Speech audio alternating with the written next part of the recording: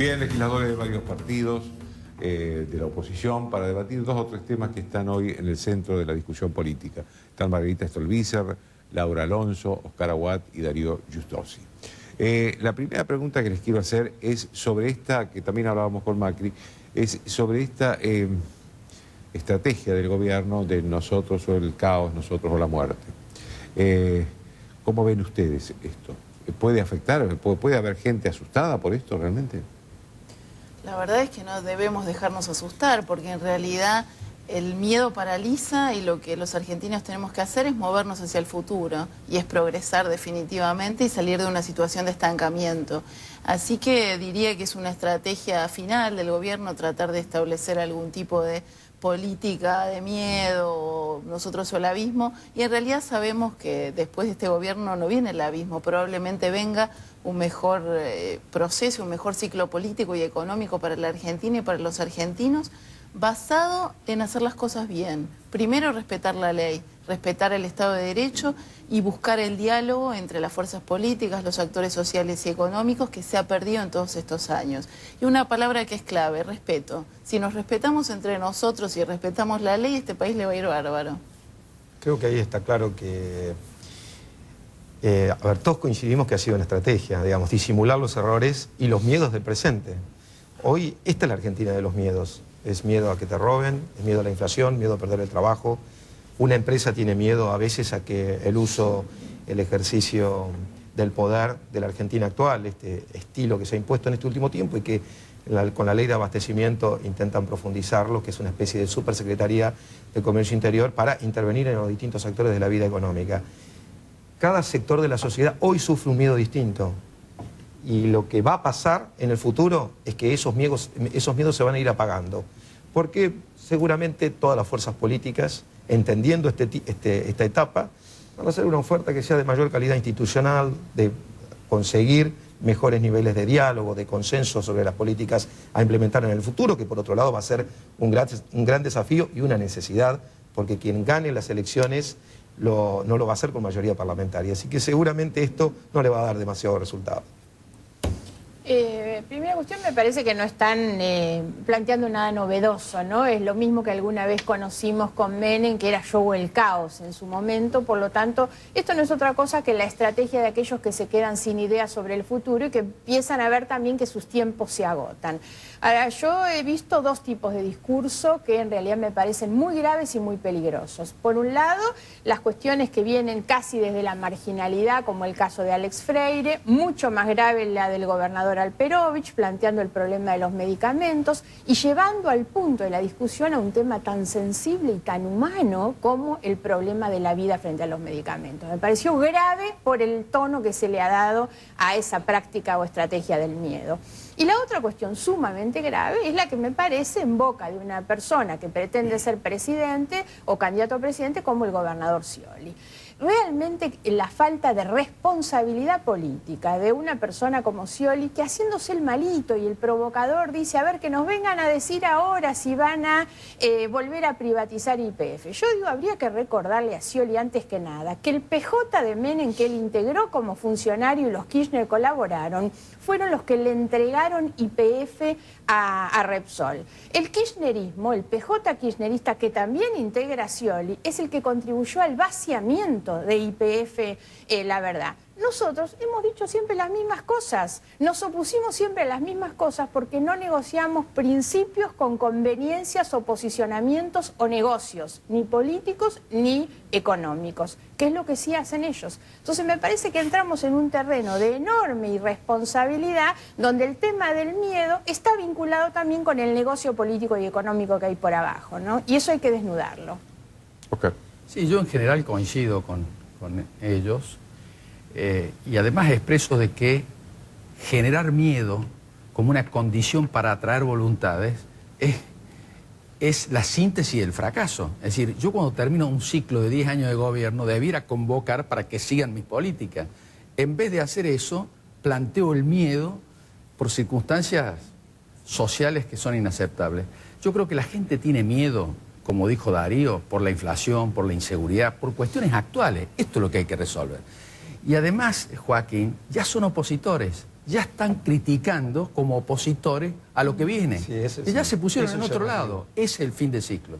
El problema es cuando el miedo opera también como chantaje, ¿no? Porque Scioli también habló de la asignación universal. Y yo me pregunto si van a salir por los barrios a chantajear a la gente para decirle que si ellos pierden el gobierno se les va a quitar la asignación. Hubo una denuncia, ¿no? de Toti Flores que dice Claro. que ya están haciendo eso. Por eso digo, Sí, sí. esa cuestión que ya va al punto del chantaje, va al punto del delito, es enormemente grave. Porque la verdad es que la discusión en el fondo también es cuál es el Estado que ellos quieren discutir. La verdad, un Estado con más de 12 millones de personas pobres, con el avance del narcotráfico, con el deterioro de la educación y con un Estado realmente clientelar, porque el gran problema es ese, hay que recuperar a partir del diálogo, de las cosas que se hablaban, un marco sinceramente de reconstrucción de nuestro aparato productivo, ver hacia dónde llevamos la Argentina para resolver los problemas que tenemos. En cambio, creo que lo que se está planteando es una suerte de imagen o de escenario de caos. A esto agrego además, Joaquín, que me parece que hay que poner un párrafo sobre esta cuestión, el discurso presidencial. El discurso presidencial ha sido de tanta gravedad. Cuando la presidenta dice un día van a atentar contra mí el ISIS y al otro día dice atentan, miren hacia el norte. Yo digo, ese discurso es de una gravedad increíble. Ahora, ¿sabe qué es lo que me parece que es más grave? Es que ya nadie le lleva el apunte. Porque un presidente de la nación decir semejante cosa, esto debió haber explotado en el mundo por la gravedad que tiene la denuncia. Y sin embargo, ¿qué pasó? Nada. Fíjese la irrelevancia que empieza a tener este tipo de argumentos en boca de la presidenta, ¿no? Y eso también es muy malo y muy grave. Y se cae tanto, perdón, hay un tema, por ejemplo.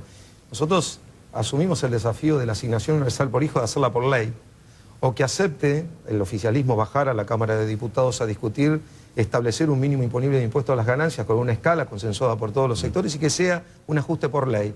Entonces, de esa manera va a quedar develado en realidad a qué hay que temerle. Hay que temerle a la continuidad en el ejercicio despótico del poder que tiene el actual gobierno. Yo quiero retomar un tema que dijo ella. Ningún argentino va a perder un derecho adquirido. No importa quién sea el presidente. Claro. Entonces la estrategia del miedo, la verdad yo no le tengo miedo a la estrategia del miedo, ni siquiera a las personas que más necesitan, porque lo último que no te puede robar ni sacar nadie, y menos aún el kirchnerismo, es la dignidad. Y nosotros hemos visto en situaciones de mucha pobreza y de mucha necesidad cómo los argentinos han ido a las urnas y no tuvieron miedo a la hora de votar. Entonces a mí me parece que es una estrategia fallida que habla del fracaso, como dijo Oscar, y que, digamos, a ver, no hay que darle más importancia de la que tiene, y sí confiar en nuestra gente, y sí nosotros que nos hemos comprometido, todos nuestros candidatos presidenciales, a garantizar por ley la asignación por hijo y otros beneficios que por supuesto ayudan a los que menos tienen, es la base fundamental para empezar después a tomar las decisiones correctas, no tener miedo de salir a la calle, poder tener un buen trabajo y una buena educación y poder proyectar un futuro. Pero por favor, creamos en nuestra gente, porque en las peores condiciones, la dignidad es lo último que se ha perdido en este país, hasta en los peores momentos de la historia. Quiero plantearles otro tema, que es la reforma del Código de Procedimiento Penal, porque hoy escuché, y en los últimos días también, muchas versiones que dicen que esto llevaría a la impunidad. Esto estaría buscando el gobierno la impunidad frente a las causas de corrupción. ¿Cómo ven ustedes esto? Bueno, hoy la llamativa desaparición y aparición con vida de un expediente que probablemente esté adulterado, la información societaria en la Inspección General de Justicia sobre Chicones. No apareció. No apareció. No apareció. Lo han reconstruido. Lo han reconstruido, Ya no apareció el el año original. pasado se Con lo cual ya ahí hay una, digamos, no se necesita un código procesal penal nuevo para garantizar impunidad, Joaquín, y esto hay que decirlo, porque en la Argentina las causas de corrupción prescriben masivamente, más del 90%. Tienen un promedio de duración de 14 años. Exacto. Las causas por corrupción. Así que, digamos, este es en realidad probablemente un embate más o una sobreactuación de un poder que ya no existe más. Y aquí lo que hay que hacer, De todos modos, sinceramente... el gobierno tiene número en el Congreso. Bueno, ahí voy. Y es lo que hay está que ir a haciendo ver en cuál este es el último- número. en este Entonces, último porque a nosotros proceso. se nos reclama qué hace la oposición. Y todo el mundo sabe que la oposición tiene una minoría, que es una oposición ordenada, que se ha opuesto disciplinadamente a muchas de estas acciones, pero la verdad, empecemos a ver voto por voto quiénes son los oficialistas que acompañan esto, porque en los pasillos nos dicen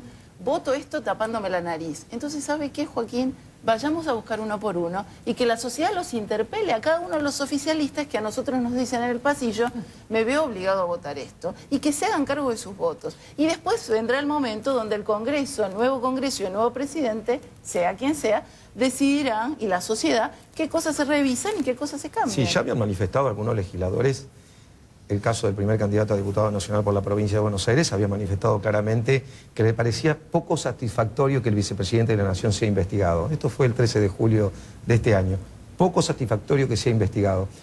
Ahora, naturalmente, Insaurralde creo que lo dijo durante el transcurso de este año, lo dijo en varias oportunidades. A ver, esto... Pero está por ahí con ustedes, esta es una puede concepción. Puede ser candidato tuyo. No, esto es una concepción. Digamos, es un formato de protección bajo cualquier condición. Y sobre el final de un gobierno, el proceso debería ser el opuesto, generar calma, medidas de consenso, una transición ordenada. No es esto de todos los días sacar un expediente a las patadas, ley de abastecimiento, cada uno de los proyectos que están viniendo todas las semanas, lo del Código Civil, y cada uno de ellos están forzados, tienen como intención crear un manto para tratar de disimular los problemas reales de la Argentina actual, que insisto, son los que le generan miedo a la gente. Una cuestión respecto de la reforma. Me parece que no hay que demonizar la reforma en sí misma ni poner foco en eso. Es una reforma Hoy que ha sido pedida por muchos fiscales. No solo eso, es una reforma necesaria. El gran problema con este gobierno es que ha tardado más de 10 años en realmente promover una reforma de este tipo, habiendo tenido mayoría en las cámaras. ¿Cuál va a ser la letra final? Habrá que esperar cuando llegue el proyecto. Ahora, no hay que tenerle miedo a la reforma, miedo hay que tenerle a Gil Carbó, por ejemplo, porque el gran problema que hay atrás de la reforma es quiénes son los fiscales, que son los que aplican el Código de Procedimiento, la verdad. Porque lo que nosotros tenemos hoy son fiscales que no apelan los sobreseimientos de los funcionarios públicos por enriquecimiento, fiscales que dejan, obviamente, archivar las causas. Tenemos una procuradora que ha nombrado fiscales ad hoc que no tenían acuerdo del Senado. Estamos viendo lo que está pasando hoy con el sistema de concursos. La procuradora está promoviendo el nombramiento de fiscales amigos que pertenecen a su movimiento político, como lo están haciendo en muchos otros cargos, porque hay una estrategia de ocupación de espacios públicos, porque esa es la vía para garantizar su proyecto y su sueño de retorno seguramente. Entonces hay que tener mucho cuidado con quiénes van a aplicar el código, no con el código en realidad, no es la herramienta. El tema de la impunidad es un tema que está vinculado con el Código Civil. En el Código Civil recordemos que sacaron todo un capítulo entero que era el de la responsabilidad del Estado y los funcionarios públicos por ejercicio irregular. En realidad eso es un escándalo que sí estaba en el proyecto original. Pero, insisto, no hay que tenerle tanto miedo a eso, sino a la manipulación que se está haciendo de las designaciones de los fiscales. ¿Quiénes son los que terminan ocupando esos lugares? Okay. A ver, yo coincido con Margarita. El código, el intento de pasar al sistema acusatorio es muy bueno. En Córdoba nosotros lo implementamos cuando fuimos gobierno en el año 96. El sistema acusatorio es muy bueno. No crea a la gente que soluciona el problema de inseguridad, porque no es así. Claro. Solamente agiliza y transparenta los procesos penales. Ahora, ¿por qué al final del mandato ellos hacen esto? Y a los cachetazos. A ellos les fracasó el dominio del Consejo de la Magistratura. Hicieron la ley de democratización de la justicia y no pudieron dominar al Consejo de la Magistratura para nombrar los jueces adictos. Entonces ahora quieren nombrar a los fiscales adictos. Pero hay una mala noticia para el gobierno y una buena noticia para todos nosotros. Los fiscales no tienen estabilidad. Los únicos funcionarios con estabilidad son los jueces. Tampoco la tiene Gil Carbó. Hay una ley de Menem que les dio estabilidad, pero es una ley. La ley se puede cambiar. Es decir, que si esta gente pretende nombrar 50 fiscales para consagrar la impunidad, cambiada la ley, esos 50 fiscales se remueven. Es peor todavía, porque también puede ser para disciplinamiento. O sea, ¿por qué no utilizar por supuesto, por la oposición, justicia federal, por qué no utilizar semejante capacidad de fuego en la conducción verticalista de un cargo político para atacar a unos y hacer la vista gorda con otros? Bueno, digamos, a ver, porque por otro lado, aun cuando el sistema en lo conceptual y el espíritu está bien, si no tiene control parlamentario y al mismo tiempo si no tiene los recursos necesarios, algún fiscal bien intencionado, si no, le cierran el grifo de los recursos, desde la Procuraduría General y no llega a término y puede prescribir la causa. Por eso hay que sancionar la ley de Ministerio Público. Hay que, claro, tiene que ser Una en reforma otro a la contexto, ley de- No de otra solamente manera, eso, tiene que ser sino transparente. la comisión bicameral de seguimiento de la Claro, actividad, claro. que está en la ley y nunca se hizo la Nunca se comisión creó. bicameral. Además, yo pongo un ejemplo. El Departamento Judicial de Morón tiene 50.000 causas. Este cambio, si fuese que solo miramos el aspecto bueno de aquí, involucra a 500 expedientes. Claro, porque O sea, esto es a la 500 justicia sobre federal. 50.000. Esto es a la- Es el 1%. Claro, este es federal. Por Es eso el la 1%. diferencia Pero es eso que ese. vos decís- No tiene un Morón, impacto el Código en la- Procedimiento como bien Penal de la decís. Eso que vos dices es absolutamente así. Ellos son extorsionadores por naturaleza. Esto que están haciendo ahora con Clarín desde el AFCA demuestra lo que están haciendo, porque ya no han podido vencer ni a Clarín, ni a Nación, ni a Perfil en el tema editorial de la libertad de expresión. Van por la propiedad. Este ataque a Clarín es un ataque a la propiedad privada. Quieren liquidar económicamente al grupo, por eso le quieren sacar Cablevisión. Es Y decir, con es fiscales un generales método- adictos con el sistema acusatorio, perdón, mañana les toca a alguno de ustedes, mañana Pero absolutamente. mañana es ataque político, es ataque para un empresario que no diga Es o un le resulte mecanismo incómodo. fascista. Convengamos que tiene un nivel Pero de no riesgo no muy es el importante. procedimiento. El procedimiento está en la justicia de la Ciudad de Buenos Aires, en la de Córdoba, en la de la claro, provincia, en claro. muchas El espíritu provincias. no es malo. Es un sistema que lo que hace es favorecer la celeridad en las causas. Hoy nosotros tenemos una situación de demora, de retraso, que ha perdido la naturaleza propia de la justicia. La justicia que es lente, que no llega nunca, no es justicia. 14 años de promedio de duración las causas por corrupción, en realidad. Entonces Además, hay que hacer los Margarita, procesos más transparentes, como dice Oscar, con más celeridad. Ahora hace falta también un mecanismo de control sobre el ejercicio de la Che, función Margarita, del vos Ministerio y yo Público, ¿no? estamos en la Comisión de Penal. No han querido tratar este código en todos estos años. Claro. No han querido saber ni hablar de este código. Cuando le decíamos... nosotros tenemos un proyecto Tenemos firmado en presentado conjunto. proyectos, sí. De Desde un el código como este. 2004. No había forma de que lo han... De repente hoy lo quieren sancionar Ahora, yo quiero en poner un una ejemplo semana. para que esto es, nadie duda que un motor más potente va a dar más velocidad. Pero si no le ponemos un freno, puede generar enormes riesgos. También firmo. Un motor potente para un auto permite llegar más rápido, o sea, en este caso le das más potencia a los fiscales y tiempo y plazos, pero si no le ponemos frenos y controles y límites, esto puede ser mal utilizado y puede poner en riesgo y generar el efecto opuesto al buscado, que es impunidad o, en todo caso, como una herramienta de amedrentamiento de los sectores opositores. Hay un tema que a mí me parece que es importante, porque estamos hablando de códigos de fondo. Se aprobó de manera antirreglamentaria y violenta, diría, un Código Civil y Comercial unificado, con violación del espíritu del proyecto original.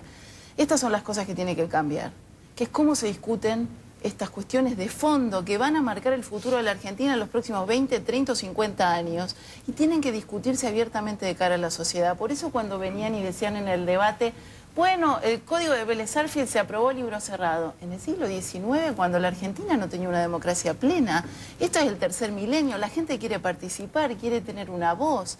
Se siente con ganas de ser parte. Entonces, ¿por qué no dar esta discusión? Como se dijo acá, el sistema acusatorio es bueno. Entonces, ¿por qué el kirchnerismo insiste en imponer una visión del mundo que no es compartida por 7 de cada 10 argentinos que no los votaron en octubre?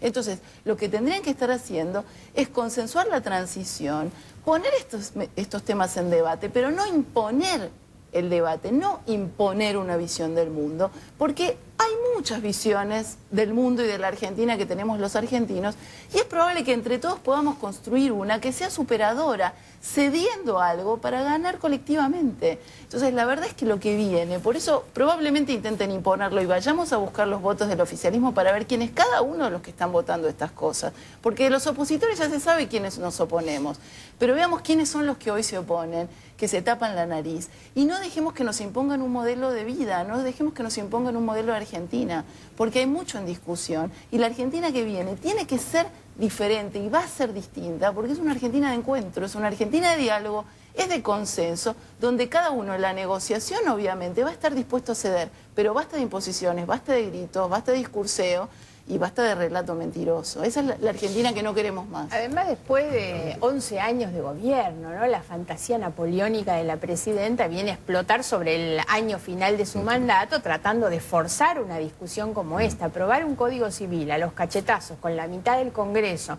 para empezar a regir en el 2016, una de las cuestiones que nosotros proponemos a todos los bloques es que cuando cambie la relación de fuerza, lo primero que hay que sancionar es una ley que suspenda la puesta en vigencia de ese código, porque va a empezar recién en el 2016, pero lo sacaron ahora en el 2014 a los cachetazos, no cumpliendo con cuestiones reglamentarias, para las que incluso tenían mayoría suficiente como para poder haber hecho las cosas bien.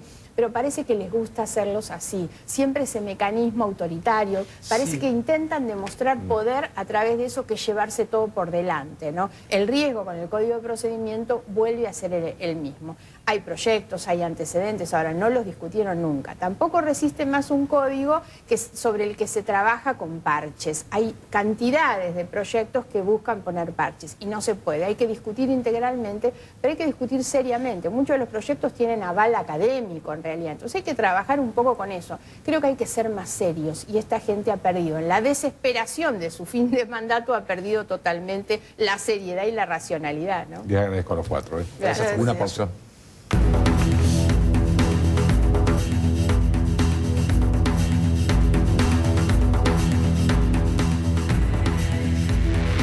Con Galicia Negocios y Pymes, accedes a cuentas 100%